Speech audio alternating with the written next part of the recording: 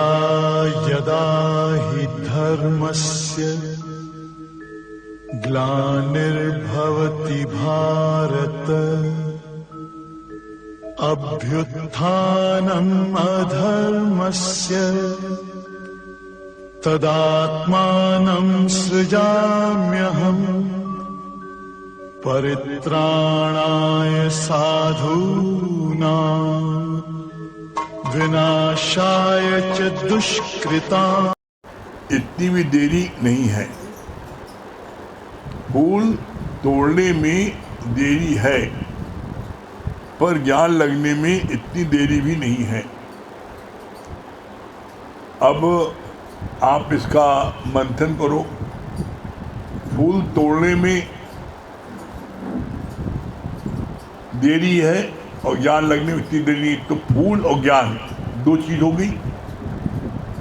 तो अब ये चीज़ पहले आप जांचो कि फूल कहाँ से मिलता है, ज्ञान कहाँ से मिलता है। फूल को प्राप्त करने के लिए या तो आप बगीचे में जाकर के बीज डालिए या अपने घर में बीज डालिए, और बीज से पौधा बनेगा, पौधे से फूल बनेगा। तो कम से कम उसमें बीज डालने पर 3 महीने से 6 महीने कम से कम लगता है फूल आने में। उसमें आप नित्य पानी दो, खाद दो, तो 6 महीने बाद आपको फूल वहाँ से प्राप्त होगा। इसी तरीके से ज्ञान आपको कहाँ से प्राप्त होगा? ज्ञान आपको प्राप्त होगा, आप गुरुकुल में जाओ, गुरुधाम जाओ, किसी कॉलेज यूनिवर्सिटी में जाओ, तो किसी भी कोर्स को करने के लिए, चाहे आप LLB करो, चाहे डॉक्टरी करो, चाहे इंजीनियरिंग करो, कोई भी कोर्स करो, तो कम से कम 3 साल से 5 साल लगता है ज्ञान प्राप्त करने के लिए। या आप ज्ञान वैसे भी नॉर्मल पढ़ो तो कक्षा 1 से आप BA तक, उसमें लगता है 16 साल। कोई डिग्री लो तो कम से कम उससे 5 साल, 3 साल। तो बोला यहाँ पर ज्ञान प्राप्त करने का 2 साधन है। एक साधन है जहाँ बताया गया हम गुरु से ज्ञान प्राप्त करते हैं, स्कूल जाते हैं, कॉलेज जाते हैं, तो ज्ञान प्राप्त होता है। तो गुरु हैं, उनको हम पेमेंट करते हैं। यूनिवर्सिटी के लेक्चरर 2-2 लाख रुपए पे पाते हैं। कॉलेज के टीचर वो जो है 50-50 हज़ार रुपये तनख्वाह पाते हैं। तो वो ज्ञान बांटते हैं और 3 साल में ज्ञान देते हैं। यहाँ जो बोला गया है, ज्ञान तोड़ने में, ज्ञान लगने में इतनी देरी जितना फूल तोड़ने में। क्यों? क्योंकि अगर आप फूल को बगीचे में तोड़ने जाओ, लगाओ, तब भी कुछ समय लगेगा। जाओगे, लगाओगे, तोड़ोगे, मिनिमम 3 महीने 6 महीने लगेंगे। और यदि आपने फूल चोरी से भी जाके तोड़ा तो जाओगे, तोड़ोगे ना, तब मिलेगा। और यहाँ पर ज्ञान कैसा है, इसका प्रमाण है। क्या प्रमाण है? इसका प्रमाण है कि आप ज्ञान को मात्र 18 दिन, गुरुमुख से अर्जुन ने ज्ञान सुना और उनको ज्ञान हो गया। और 18 दिन के बाद अर्जुन ने अपनी स्थिति को बताया। आपके आध्यात्मिक ज्ञान से अब मैं अपने स्वरूप में टिका हूँ, आ गया हूँ। मुझे अपने स्वरूप की भी स्मृति, मुझको अब जो है स्मृति हो आई है। अपने स्वरूप मुझको याद हो गया मैं कौन हूँ। तो गुरु के द्वारा 18 दिन रण क्षेत्र में ज्ञान सुना, तो 18 दिन में उनको ये पता लग गया कि मैं कौन हूँ, मैं ब्रह्म हूँ, ये पता लग गया। और अर्जुन ने भगवान कृष्ण को अपनी स्थिति को बताया। कि मेरी स्थिति यह है, आपके आध्यात्मिक ज्ञान से अब मैं अपने स्वरूप में आ गया हूँ, मुझे पता लग गया है मैं कौन हूँ। आप दुनिया के किसी स्कूल कॉलेज चले जाओ और गुरुओं से विद्या ले लो, 18 दिन में आपको ये पता लग जाता है आप कौन हो। आप इंजीनियर हो, डॉक्टर हो, वकील हो, इसकी पदवी लेने के लिए आपको 5 साल, 6 साल, 3 साल लगता है। यहाँ गुरु ने मात्र 18 दिन में कहा नहीं, अर्जुन ने स्वयं एक्सेप्ट किया, और जब तक अर्जुन ने एक्सेप्ट नहीं कर लिया तब तक भगवान कृष्ण उसको सुनाते रहे, पीछा नहीं छोड़ा था। बोला भगवान ने कि एक बार जिन पीछा छोड़ देगा तुम्हारा, लेकिन गुरु पीछा नहीं छोड़ेगा। गुरु जब तक तुमको बना नहीं लेगा, अपने स्वरूप में तुम्हें टिका नहीं देगा, तुम्हारे को जो है तुम्हारा पीछा नहीं छोड़ेगा। तो बोला इसके लिए, इसीलिए दादा भगवान के लिखना पड़ा यहाँ पर, फूल तोड़ने में देरी है पर ज्ञान लगने में इतनी देरी भी नहीं है। आप बगीचे में बीज बोगे, रोज पानी डालोगे, खाद डालोगे, तो 3 महीने 6 महीने में बगीचा पौधा बनेगा और तब से फूल निकलेगा। यहाँ गुरु के ज्ञान से मात्र 18 दिन में हमें अपने स्वरूप का पता लग गया। इसीलिए यहाँ पर लिखा गया कि फूल तोड़ने में देरी है, लेकिन ज्ञान लगने में इतनी देरी भी नहीं है। अब इसके बाद हम ज्ञान को न लें, इसके बाद हम अपना समय बर्बाद करें, तो फिर क्या करे प्रभु, क्या करे हरि, कोई कुछ नहीं कर सकता। और इसका पश्चाताप तब होता है जब जीवन में आपके कोई घटना घटित होती है, तब आपको पता लगता है कि ब्रह्म ज्ञान की क्या वैल्यू है। आज भी हमारी किसी से बात हो रही थी, डॉक्टर हैं, उन्होंने बोला खुद कि हमारे बड़े परम प्रिय डॉक्टर, उनकी जो है डॉक्टर की डेथ 1 साल पहले हुई थी, तो उनकी 1 साल की वर्षी मनाई जाती है। उनकी वर्षी मनाई गई, उनकी वाइफ भी डॉक्टर, और वर्षी मनाई गई, उसमें उनका शरीर शांत हो गया। तभी हमने डॉक्टर से बोला, मैं डॉक्टर साहब, कोई विद्या भी कितनी कोई पढ़ ले, लेकिन ब्रह्म ज्ञान के बिना वो अपने स्वरूप में नहीं आ पाएगा, और ब्रह्म ज्ञान के बिना उसको धक्का ऐसा लगता है कि एक जाता है दूसरा ऑटोमेटिक चला जाता है। तो ये जो ब्रह्म ज्ञान है, ये ब्रह्म ज्ञान हमको एकमात्र सद्गुरु से मिल पाता, बाकी कहीं नहीं मिल पाता। सद्गुरु हमको अपने स्वरूप में जब तक टिका नहीं लेता, जब तक वो हमारा पीछा नहीं छोड़ता।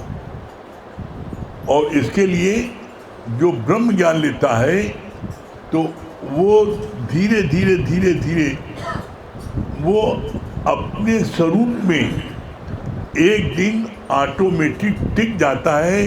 जैसे कि 18 दिन में अर्जुन ने अपने आप स्वतः बोला, उसी तरीके से यहाँ पर भी हम देखते हैं कि कितनी कठिन परिस्थिति, कितनी विपरीत परिस्थिति, कितना कठिन वो रहता है, उसके बाद भी जो नित्य सत्संग सुनते हैं, उनके चेहरे पर जरा सा लेस मात्र किसी प्रकार का उनके ऊपर चेहरे पर दिखाई नहीं पड़ता कि इनको कोई तकलीफ है, पता ही लगता। तो इसका बड़ा अच्छा जवाब दिया गुरु जी ने कि आप कहते हैं कि पूजा पाठ करने से, जब तब करने से कोई मुसीबत आती है तो उसमें व्यक्ति दुखी सुखी होता है, लेकिन कोई ब्रह्म ज्ञान लेता है तो दुखी सुखी नहीं होता है। ऐसा कैसे? तो बड़ा प्यारा उदाहरण दिया गुरु जी ने। बोला जैसे कोई व्यक्ति तुम्हारे को एक बड़ा 20 शेर का पत्थर खींच के तुम्हारे को मारे, फेंके, तुम्हारे सिर में लगेगा, फट जाएगा और तुमको बहुत दर्द होगा, तुम कष्ट से चिल्लाओगे। लेकिन जो ब्रह्म ज्ञान ले लेता है उसके ऊपर क्या होता है, उसके ऊपर भी 20 शेर का उसके ऊपर भी आता है। जो पत्थर आता है वो पत्थर से उरी हो जाता है, वो पत्थर से उरी हो जाता है। तो उसको ऊपर ऐसा लगता है फूलों की बारिश हो रही है, उसको लगता नहीं है। और इसीलिए आप देख लो, जो लोग भी ब्रह्म ज्ञान को सुनते हैं उनके जीवन में भी लाभ हानि आती है, उनके जीवन में भी आपके मान अपमान होता है, उनके जीवन में भी जीवन मृत्यु होता है, सब कुछ होता है। लेकिन वो हमेशा अपने स्वरूप में टिके रहते हैं। और जो ब्रह्म ज्ञान नहीं लेते, चाहे वो किसी पोस्ट पर हो, कितनी बड़ी पोस्ट पर हो, और कितना भी उन्होंने ज्ञान को प्राप्त कर लिया हो, यहाँ तक कि 4 सब्जेक्ट में डॉक्टरेट कर लिया हो, उसके बाद भी वो अपने स्वरूप में स्थित नहीं रह पाते। वो जो है वो रोने लगती हैं, बिलखने लगती हैं, अपना आपा खो बैठते हैं, डिप्रेशन में आ जाते हैं, हार्ट फेल हो जाता है, डेथ हो जाती है। मतलब सब कुछ हम लोगों ने देखा है।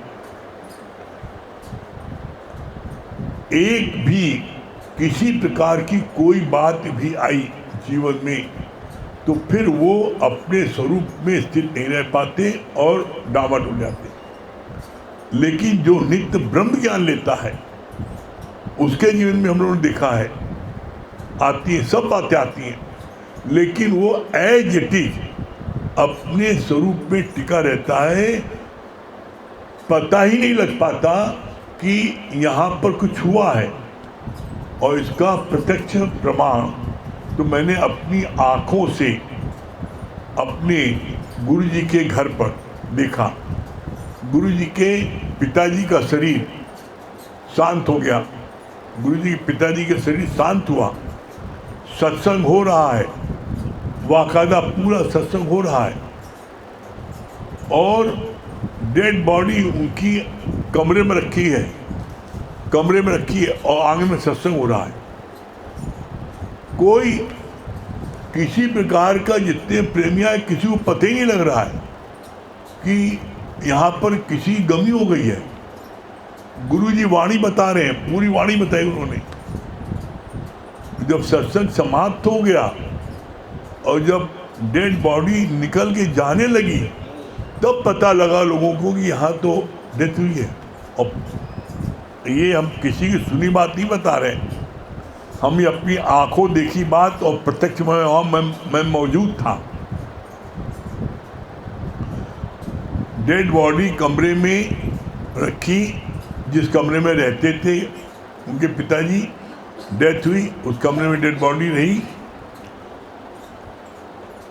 पूरा सत्संग हुआ, गुरु जी ने पूरी वाणी बोली, और जब सत्संग समाप्त हुआ उसके बाद में आपकी जो है डेड बॉडी बाहर निकाली गई, आंगन में रखी गई, और सारे उसके जो क्रियाकर्म होते किए गए, और सब लोग लेकर के शमशान गए बॉडी को। किसी प्रकार की कोई हलचल नहीं, किसी प्रकार का कोई रोना गाना नहीं, चिल्लाना नहीं, और एक नए पैसे भी हमने मम्मी जी को भी देखा और गुरु जी को भी देखा। चेहरे पर लेस मात्र को शिकन नहीं, किसी प्रकार की। पूरा सत्संग किया। तो ये होता है ज्ञानी का। तो हम तो देखते हैं कि कैसा गुरु जी का कैसा प्रताप, इस ज्ञान का कैसा प्रताप है कि कैसी बात भी जीवन में आ जाए वो बातें प्रभावित नहीं करती हैं ज्ञानी को। बाकी हर किसी को, चाहे वो बड़ा से बड़ा अफसर हो, बड़ा से बड़ा मंत्री हो, बड़ा से बड़ा अधिकारी हो, बड़ा से बड़ा रईस हो, मैंने हर क्षेत्र में अपनी आँखों से देखा है जब उनका अपमान हुआ तो वही IAS अफसर जो हेड ऑफ द डिपार्टमेंट है पूरा और बहुत ही मानिंदे हैं, उनको हमने खुद अपने कानों से गाली बकते हुए सुना, आंखों देखे हुए। वैसे ही इतना आग बबूला हो गए है IAS अफसर, अपमान किसी ने किया तो वो फोन पर ही शुरू हो गए। हमने फोन जब काटा, कब क्या कर रहे हैं आपकी हो सकता हो टिपिंग करता हो, आपको उसने इस तरह कर दिया, वो आप फंसाने में लगा हो। ये उन्होंने सोचा नहीं था। तो कितना प्रभाव पड़ता है एक ज्ञान में आने पर और एक ज्ञान में आने पर। ज्ञान तो बहुत प्रकार के हैं, आप हिंदी का है, अंग्रेजी का है, साइंस का है, अलजेब्रा का है, फलाने का है, एक लेकिन ब्रह्म ज्ञान जिसने प्राप्त कर लिया तो ये ज्ञान इसीलिए बोला जाता है और ज्ञान सब ज्ञानरी ब्रह्म ज्ञान के ज्ञान जैसे गोला तोप का साफ करिए मैदान। ब्रह्म ज्ञान ऐसा है जिसने इस ज्ञान को प्राप्त कर लिया उसको दुनिया में किसी ज्ञान को प्राप्त करने की आवश्यकता नहीं है। क्यों बोला है? ये सबका राजा है, इसको प्राप्त कर लिया तुमने तो फिर अब कोई बात की तुमको जरूरत नहीं है। तो यहाँ भगवान ने बोला कि ये ज्ञान जो है ऐसा अनमोल है कि इस ज्ञान को यदि आप नित्य लेते चलोगे तो एक दिन आपकी स्थिति ऐसी हो जाएगी जिसको बोलते हैं एवरलास्टिंग हैप्पीनेस। आपके मन में किसी प्रकार का कोई भी उदासी, मायूसी, निराशा कभी नहीं छलकेगी। ये ज्ञान इतना प्रभावशाली है। तो इस ज्ञान के लिए भगवान ने बोला ये ज्ञान तुम्हें इतनी शीघ्र प्राप्त हो सकता है कि तुम्हें फूल तोड़ने में देरी है, लेकिन ज्ञान लगने में इतनी देरी नहीं है। ज्ञान लगने में देरी क्यों नहीं है? सिर्फ 2 शब्द का सदगुरु के मुख से आप ज्ञान सुनते हो। सिर्फ ज्ञान क्या है? मैं ब्रह्म हूँ, ये ज्ञान है, और मैं जीव हूँ, ये अज्ञान है। अब इस चीज को आप आज अभी पक्का कर लो, आप अभी सो गए। आप अभी निश्चय कर लो हमें दुनिया में, घर में, पड़ोस में, रिश्तेदारी में, दोस्ती में, हमें दुनिया में किसी से कुछ नहीं चाहिए। आप निश्चय कर लो। निश्चय करने में देरी क्या लगती है? जब हमने निश्चय कर लिया मैं ब्रह्म हूं, निश्चय कर लिया आपने, तो फिर कहाँ पर देरी है? किस बात की देरी है? और आप किसी से कुछ मत चाहो तो आप अभी अभी ब्रह्म हो। आप अभी अभी ब्रह्म हो।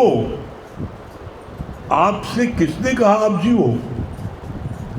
आपकी चाहना आपको जीव बनने के लिए मजबूर करती है। वो चाहना चाहे कोई हमें देख के मुस्कुराए, मेरी प्रशंसा करे, मेरे को कुछ दे। जब तुम चाहोगे तो कुत्ते के साथ तुम्हें रहना पड़ेगा। ये कुत्ते को रोटी दिखाओ, आप देख लो, कुत्ते को रोटी दिखाओ, दो मिलाने लगेगा।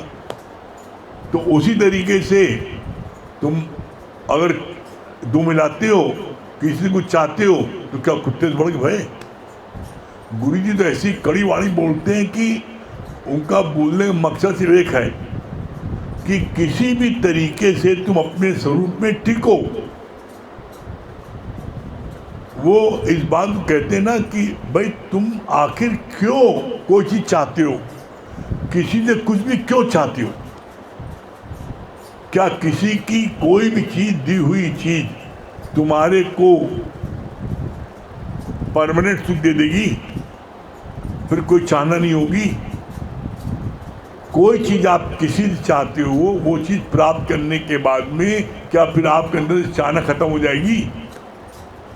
दुनिया में कोई ऐसी वस्तु नहीं है जिसको आप जो है मरते दम तक ये चाहना आती है, मरते दम तक।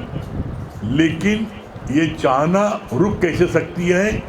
सिर्फ एक उपाय, ब्रह्म ज्ञान। दुनिया का कुछ भी हो जाए, हमको तो बार बार याद आता है अपने वो शुरू के 5 साल गुरु जी के पास बहुत भाग के जाना होता था, और मेरे सामने गुरु जी से हजारों लोग मिले जो अपना रोना रोते थे, दुख रोते थे कि मेरे बेटे की नौकरी नहीं लगी, मेरे बेटा नहीं है, मेरा मकान नहीं है, बड़ी गरीबी है, बीमारी है, बहुत सी प्रॉब्लम बताते थे। गुरु जी सिर्फ एक बात बोलते थे, सत्संग आके बैठो, सब ठीक हो जाएगा। हम बड़ा ताजुब माने कि जितने लोग आते हैं सबसे एक ही बात बोल रहे हैं और सबको एक ही यही पुड़िया दे रहे हैं। तो हम सोचते थे नादानी में कि गुरु जी पास क्या एक ही पुड़िया है क्या? इससे ज़्यादा पुड़िया मेरे पास में है। लेकिन अब समझ में आया, आज 32 साल बाद अब समझ में आया यही एक पुड़िया, बाकी को पुड़िया नहीं था। और इसका प्रत्यक्ष प्रमाण और मेरा ओपन चैलेंज है, हम कोई बात भी कहते हैं, चैलेंज दे कहते हैं, प्रमाण सहित कहते हैं, और इस बात का प्रमाण आप ले लो। आप जितने बैठे हो, चाहे कितने साल से आप सत्संग आ रहे हो, आप कुछ महीने, 3 महीने, 2 महीने आप सत्संग छोड़ दो, मत आओ, और देखो आपकी क्या दशा हो जाती है। देख लो आप क्या हो जाता, पता लग जाएगा आपको आप क्या आपकी औकात आ गई, पता लग जाएगा आपको। चेहरे पे भिनभिनाहट आ जाएगी, मक्खी आ जाएगी, चेहरे पर उदासी आ जाएगी, जरा सी बात पर आप फिर वही तरह लड़ने भिड़ने लगोगे। क्यों? लोग ज्ञान को ठीक से समझते ही नहीं है। बस थोड़ा सा एक चूहा एक हल्दी पा गया तो समझा हमारी पंसारी दुकान हो गई, और अपने को व्यापारी समझने लगा, एक हल्दी गांठ पा गया। तो उसी तरीके से थोड़ा सा ज्ञान मिल जाता है, अब असम ज्ञानी हो गया, अब आने की जरूरत काम है। देख लो, हम तो कहते हैं अगर किसी को विश्वास न हो तो तुम 3 महीने 3 हफ्ता मत आओ, ज्ञान मत लो, और देखो क्या दशा होती तुम्हारी। तुम जरा सी बात में दुखी होने लगोगे, लड़ने झगड़ने लगोगे, तुम्हारे सब कर्म होने लगेंगे। क्यों? ये लोग भूल जाते हैं, ये ज्ञान को ठीक समझते नहीं है। अरे गुरु जी ने क्या बोला है? बोला है तोरा मन दर्पण कहलाए, और भले बुरे सारे कर्मों को देखे और दिखाए। जग से भाग ले प्राणी, पर मन से भाग न पाए, तोरा मन दर्पण कहलाए। तो तुम्हारा मन जो है दर्पण शीशा है, और शीशे को आप जो है खुले जगह पर रख दो, और उसको आप रोज साफ न करो, सुबह शाम आप देखो, उसमें शकल देख पाओगे अपनी। अरे आप अपने कमरे में देख लो, आप अपने कमरे को बटोरते हो, पोछा लगाते हो, और उसको एक दिन साफ न करो, तो आप देखो आपके कमरे में धूल जो है अगले दिन आ जाती है। धूल कहाँ से आ गई? धूल कहाँ से आ गई? अरे भाई, इस बात को जानो, समझो। ये वायुमंडल में ये जो हवा चलती है, जो तुम सांस लेते हो, इस वायुमंडल में प्रदूषण है। और ये वायुमंडल प्रदूषण है तो तुम अपनी खिड़की दरवाजे बंद रखो, पर्दे लगा रहे हो, उसके बाद भी गर्द आ जाती है। कल्पना करो, प्रैक्टिकल अपने घर में देख लो करके, तुम्हारा कमरा बटोरो, एक दिन बटोरो, और उसके बाद 2 दिन न बटोरो, तो कितनी गंदगी हो जाती है। वो प्रदूषण खिड़की दरवाजे बंद होने के बाद भी आ जाते हैं।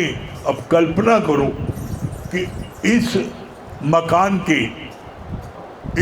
के सारे खिड़की दरवाजे खुले हैं, बिलार ऐसी आंखें देखती हुई रहती हैं, कान लगा के सुनते हुए रहती दीवार में कौन क्या बात कर रहा है।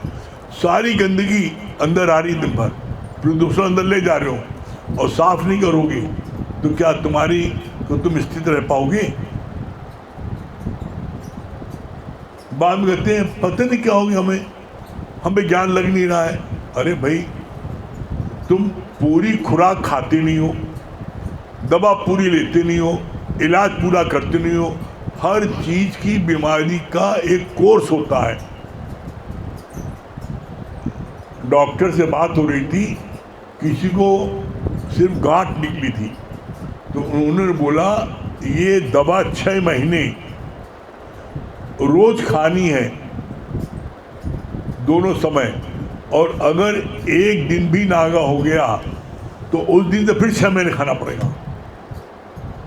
ये एक गांठ को मिटाने के लिए, अब आप सोचो, एक गांठ को मिटाने के लिए अगर एक दिन नागा हो जाए फिर 6 महीने, तो ये ब्रह्म ज्ञान तो लेने जा रहे हो जो सबसे ऊंचा ज्ञान है, राजाओं का राजा है, ये तुम्हें ऐसे मिल जाएगा? अरे इसीलिए गुरु जी को बात बोलनी पड़ी, करोड़ों में कोई एक ही ज्ञान को सुनता है, करोड़ों में कोई एक इस ज्ञान पर यहाँ पर जो है आता है, करोड़ों में कोई एक यहाँ टिकता है, और करोड़ों में कोई एक मंजिल तक पहुँचता है। मंजिल तक पहुँचना चाहते हो सब कोई, लेकिन पहुँचने के लिए तुमने पुरुषार्थ क्या किया? जैसे इसका उदाहरण मुझे ने बड़ा अच्छा दिया, जैसे तुमको रोज स्वस्थ रहने के लिए तुम भूखे पेट कार्य नहीं कर पाते, एक दिन एक समय खाना नहीं खाते, तुमको कमजोरी महसूस होती है शरीर की और तुम कार्य करने में असमर्थ रहते हो। अपने को एक हफ्ता नहीं खिलाओ और देखो कैसे रहते हो, बिस्तर पकड़ लेते हो। जो अमरना अनशन करते हैं जो लोग, तो वो कोई काम कर पाते हैं? सीधे लेटे रहते हैं बस दिन भर। तो तुम इस शरीर से काम करने के लिए तो इसको तुम 3 बार भोजन कराते हो, 3 बार चाय पिलाते हो, जूस पिलाते हो, सब कुछ करते हो, और मन जो तुम्हारा बीमार है उसको भोजन कराने के लिए, मन को भोजन कराने के लिए एक बार भी नहीं। तन को स्वस्थ रखने के लिए 3 बार भोजन, नाश्ता, पानी, और मन को ज्ञान का भोजन देने के लिए एक बार भी नहीं। इसीलिए दादा भगवान को बोलना पड़ा 98% यू आर मेंटल। जो 98% लोग बीमार मन से क्यों? इसीलिए वो तन को तो खूब फैलाते जाते हैं और मन का कोई उसको डोज देती नहीं, उसको जो भूखा रखते हैं। जब उसको भूखा रखोगे तो क्या होगा? वो कमजोर नहीं होगा, वो जो है वो क्या कार्य कर पाएगा? नहीं कर पाएगा। और इसीलिए हम देखते हैं कि जरा सी कहीं कोई बात हो जाती है तो व्यक्ति जो है अपना आपा खो बैठता है, घर से भाग जाता है, बेटे बेटियों को जो अपना नाता रिश्ता उनसे तोड़ देता है, रिश्तेदारी तोड़ देता है। अज्ञानता में कैसी आग लगी है चौंगो। अरे गुरु जी ने बोला इस कार्य में गुरु के हाथ को बटाओ, इस कार्य में लगो, नानक दुखिया सब संसार। आप जब किसी को ज्ञान बांट के आते हो, गुरु ज्ञान बता के आते हो, और वो व्यक्ति जो सुसाइड करने जा रहा है, आप तो ज्ञान सुनता है गुरु जी का कुछ ही देर, और वो उसका सुसाइड करने का इरादा कैसे ले आता है? तो ये प्रमाणित नहीं हुआ कि फूल तोड़ने में देरी है, ज्ञान लगने में इतनी देरी नहीं है। आपने जा करके ज्ञान 10 मिनट बताया, एक भजन सुनाया, उसका सुसाइड करने का इरादा कैंसिल हो गया? तो ज्ञान नहीं लगा। इसीलिए कहा जाता है ज्ञान भया तो कर्म ही नाश। जब तक ज्ञान नहीं होगा कर्म नाश नहीं होगा। तो यहाँ पर हम तो ऐसा महसूस करते हैं, बार बार ये बात महसूस करते हैं कि इस ज्ञान की जरूरत हर किसी को है। हर किसी को इस ज्ञान की जरूरत है, ब्रह्म ज्ञान की, गीता ज्ञान की। और जिसने भी नित्य इस ज्ञान को सुनता रहा तो निश्चित उसको मंजिल मिलेगी और निश्चित मंजिल को प्राप्त करेगा।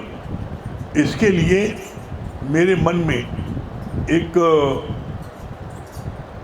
विचार आ रहा है इस बात का कि आपको ज्ञान की वैल्यू कैसे पता लगेगी। उसके लिए एक गुरुजी ने हम लोगों से गुरुजी ने ये बात कही थी, आज हमको याद आ रही है और वो चीज़ आज हम आप लोगों से कह रहे हैं कि आप लोग जिस दिन से आप ज्ञान में यहाँ पर आए हैं, इस ज्ञान में यहाँ पर गुरु दर पर ज्ञान में आने के पहले आपकी क्या दुर्दशा थी, कैसा आपका जीवन बीत रहा था, कैसा आप रोज क्या सोच रहे थे, क्या मन में विचार दिन भर आ रहे थे, इसको लिखो। इस ज्ञान में आप कब आए वो लिखो। ज्ञान में आने के पहले आप पॉइंट वाइज लिखो कि आपको पहले क्या क्या नींद नहीं आती थी, रात भर जगते थे, निगेटिव थिंकिंग आती थी, हर समय भय लगता था, हर समय डर लगता था, हर समय इतना डर कि बेटा घर के बाहर गया है, ऐसा नहीं वापस आई नहीं आएगा। किसी बात का हर समय कितने मन में निगेटिव ख्याल आते थे। जरा सी कोई बात होती थी तो कितना विस्तृत हो जाते थे, बेचैनी आते थे, रोने लगते थे, बिलखने लगते थे। जो गुरु ने बोला जो जो चीज़ें आपको सत्संग में आने के पहले महसूस होता था उसको लिखो। उसके बाद फिर आप अपना लिखो क्या क्या प्राप्त हुआ। सत्संग आप आए, ज्ञान सुना गुरु का, अब गुरु के पास से आपको क्या क्या मिला और आज आप क्या फील करते हो।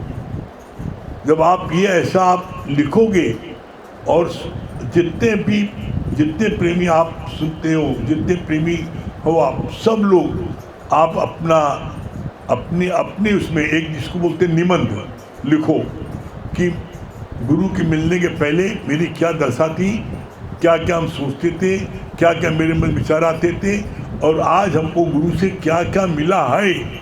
जब क्या क्या मिला है ये आप लिखोगे तो आपको ज्ञान की वैल्यू ये याद आएगी, अरे ज्ञान की वैल्यू है, हमें ये मिला है। तो आप सब कोई, हर कोई लिख करके आप जो है ये पंकज भैया को लिख के दे देना, सब कोई लिख के पंकज भैया को लिख करके इनको देना सब कोई। और आपके इसमें व्हाट्सएप में एड्रेस दे दिया जाएगा। जो लोग बाहर के हैं वो अपना उस एड्रेस पर पते पर लिख करके अपने निबंध लिख के भेजेंगे कि ये हमें क्या था पहले और आज हमको क्या क्या मिला है, आज हमको क्या फील हो रहा है। ये लिखोगे तो इसको लिखने से आप देखोगे हम अपना अनुभव बता रहे हैं। हमने जब लिखा था, हम लिखते लिखते आंसुओं की धारा प्रवाह हमारी बहती जा रही थी और हम लिखते जा रहे थे। जब लिखने बैठे कि गुरुजी के मिलने पहले मेरा क्या दशा थी और जब लिखा मेरी क्या दशा थी, ये लिखा हमने मेरी ये दशा थी, ये दशा थी, तो धारा प्रवाह मेरे आंसू रुक नहीं रहे थे। और मैंने भी क्या क्या प्राप्त किया ये मैंने क्या लिखा। तो जिस समय हम लिख रहे थे तो लिखते समय जो हमको आनंद की अनुभूति हुई है वो आज हमको फिर हो रही है। वो आनंद की अनुभूति हमको जो है इसके पहले कभी नहीं हुई थी। जो उस समय हुई या अभी हो रही है। तो ऐसे आप भी लिखोगे तो आपको आनंद की अनुभूति होगी और फिर आपका ज्ञान में एक नए सिरे से आपके मन में उमंग आएगी, आपके मन में जोश आएगा, खरोश आएगा। गुरु के मन में हमेशा एक लालसा होती है कैसे आपके मन में उमंग बढ़े, कैसे आप और इस ज्ञान में आगे बढ़ते जाओ। और हम लोगों ने जब लिखा है, लिख के दिया है, गुरु जी ने उसकी एक किताब बनाई और उसको जो है गुरु जी ने उसको छपवाया। मतलब जब पढ़ते इतना आनंद आता है, इतना अच्छा लगता है कि देखो सच में गुरु के पास में ऐसे ऐसे युक्तियाँ रहती हैं जिससे कि हमारी दबी हुई जो मेरी जो है, जो दब गई है किन्हीं कारणों से, गुरु उसको भार देता है। और जब याद करते हैं और लिखते हैं, गुरु जी आपकी कृपा से आज हमारा ये काम हो गया, गुरु जी आपके कृपा से मेरे हुआ, ऐसा लिखते लिखते धारा प्रभाव बहने लगता है आंसू। गुरु जी आपकी कृपा से आज जो कुछ भी मिला है आपकी कृपा से मिला है। तो ये चीज़ जब आप लिखोगे और लिख करके आप जो है वो एड्रेस आपके व्हाट्सएप में पड़ा रहेगा, हमारे घर का भी, और पंकज भैया को बाई हैंड जिसको देते हैं बाई हैंड पंकज भैया दे देंगे और बाई एड्रेस हमारे घर के एड्रेस पर भेज देंगे। एड्रेस जो है पंकज भैया इस पर डाल देंगे व्हाट्सएप में घर का, और आप लोग लिखिए और लिख करके आप भेजिए। देखिए आपको हम आपसे पूछेंगे, बात करेंगे, शायद ही कोई ऐसा होगा जो धारा प्रवाह जिसके आंसू न निकलेंगे। आप देख लेना, लिखिए, आप जब लिखने बैठोगे आप लिखते लिखते आपकी धारा प्रवाह भी बहने लगेंगे कि हमें क्या मिला है। हम जब याद करते हैं हमें गुरु जी से क्या क्या मिला है, गुरु जी ने मेरे पर क्या क्या एहसान किए हैं, तो उस समय ऐसा लगता है कि अपना 24 घंटा इसी ज्ञान में दें और सबको इसी ज्ञान में सबको मोटिवेट करें, हर एक को। गुरु जी ने कहा सिर्फ एक यही काम करो, बस कोई दूसरा काम नहीं। क्यों? क्योंकि नानक दुखिया सब संसार, आज पूरा संसार दुखी है। ये मत सोचो कि इतने लोग बांटने, नहीं, तुम सब बांटो, ए सीखा ए बांटो, बी सीखा बी बांटो। और आप जब बांटोगे और आप देख लेना, आप जब किसी को बता के आओगे आप देखना आपके अंदर जो आनंद की अनुभूति होगी उसकी आप कल्पना नहीं कर सकते। करके देखो, और अगर आनंद न मिले तब कहना ये गारंटेड है। इसीलिए लाइन बोली गई, जो यहाँ पर जो पॉइंट्स है 51 पॉइंट्स है, फूल तोड़ने में देरी है पर ज्ञान लगने में इतनी देरी भी नहीं है। सिर्फ आपको जिस दिन ज्ञान का महत्व आपको पता लग जाएगा, जिस दिन आपको पता लगेगा गुरु से हमें क्या मिला है, तो आप जो है इस ज्ञान में देखना बहुत स्पीड से आगे बढ़ोगे और मंजिल को शीघ्र से शीघ्र प्राप्त कर लोगे। और गुरु का एक यही मकसद है कि हर कोई जो गुरु शरण में आया है वो मंजिल को यथाशीघ्र प्राप्त कर ले। क्यों कर ले? क्योंकि जीवन का कोई भरोसा नहीं। जो श्वास बाहर जाए, अंदर आने का क्या भरोसा, किसी की नहीं भरोसा है। कल हम यहाँ रहना रहे, कल आप रहो न रहो। तो इसलिए जितनी जल्दी से जल्दी हो सके अपनी मंजिल को प्राप्त कर लो। मंजिल प्राप्त करने के बाद आप अपने सब काम करो, तब ये लाइन आई है, गुरु जी ने बोला है। मंजिल प्राप्त करने के बाद की लाइन बोला है, हसंदियाँ खिलंदियाँ खावंदियाँ बिछोवे मुक्त, तब बोला लाइन। हसंदियाँ हंसते खेलते कूदते खाते पीते मौज मस्ती लेते हुए तुम जो है तुम्हारे को जो जीवन जो है अपनी लीला समाप्त करोगे। ये अच्छा है कि रो रो के बिस्तर सड़ के करें। आप कहना मान करोगे, निश्चित आपको आनंद की प्राप्त होगी। ठीक है, किससे मिला रहे पंकज भैया? हाँ, दुर्गेश भैया।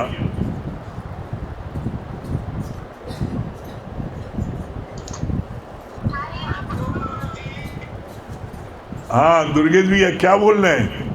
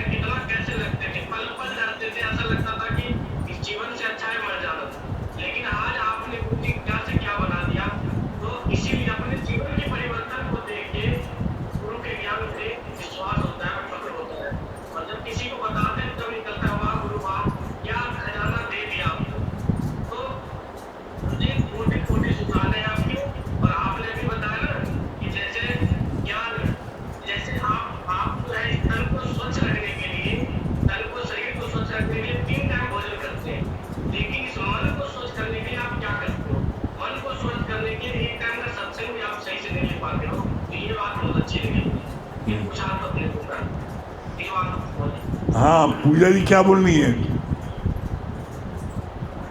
बात बहुत अच्छी लगी ना कि फूल तोड़ने में देरी है मगर ज्ञान लगने में देरी नहीं है। अगर वर्णना भाव से अगर उसको गेट तो 1 सेकंड की दुनिया बदल जाती है। और ये बात भी बहुत अच्छी लगी मुझे। सही बात है।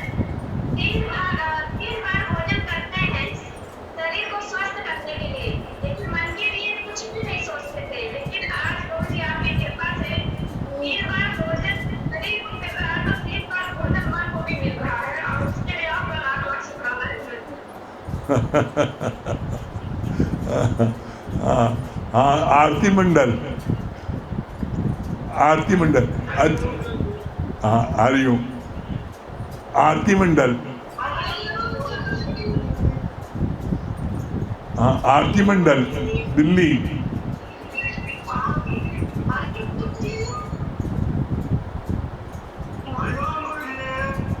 हरिओम आप लोगों के दर्शन नहीं हो रहे हैं। हाँ अब आ गए ठीक। हरिओम क्या बोलनी है?